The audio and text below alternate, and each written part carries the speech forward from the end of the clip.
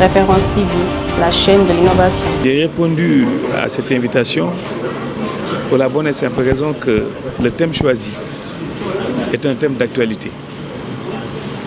Et nous n'avons pas besoin d'avoir une vision prospective, vu l'immédiateté de la chose.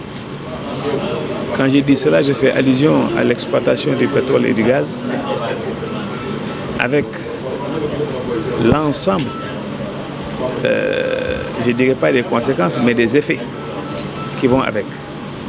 Et aujourd'hui, nous avons traité de Mapol, 50 ans après.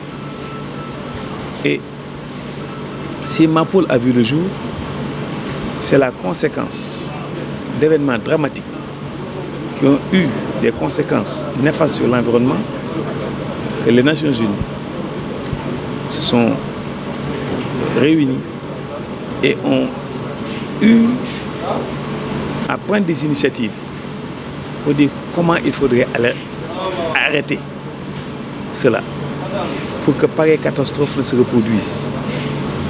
Et il fallait discuter avec les experts, il fallait discuter avec le monde maritime, les gens de l'environnement, les juristes.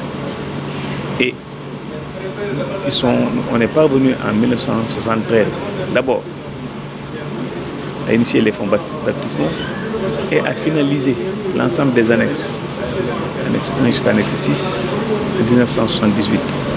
Et ce qui nous a permis aujourd'hui de pouvoir nous pencher sur l'annexe 6 qui parle de la préservation de l'environnement. Parce que nous avons des bateaux pollueurs. Et aujourd'hui, la pollution atmosphérique va poser énormément de problèmes.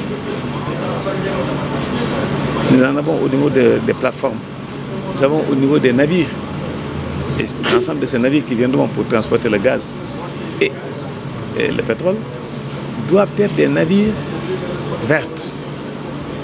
C'est-à-dire avec des émissions de gaz à effet de serre très réduites qui tourneront autour de 0,1, 0,3, etc. C'est un objectif. Donc il faudrait que le Sénégal puisse se préparer dans une approche stratifiée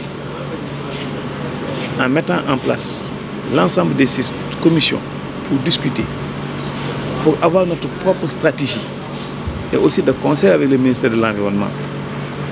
Et lorsque nous aurons notre stratégie, nous pouvons pousser à la ratification. Et à partir de ce moment-là, nous aurons l'ensemble des instruments au plan juridique pour avoir toutes les compétences pour exiger que ces navires qui seront là pour transformer ce pétrole et ce gaz puissent être conformes avec les normes au plan international. Parce que nous avons déjà une pollution atmosphérique assez importante. S'il doit s'y ajouter c'est une nouvelle forme de pollution aux conséquences incalculables, nous devons nous tenir prêts.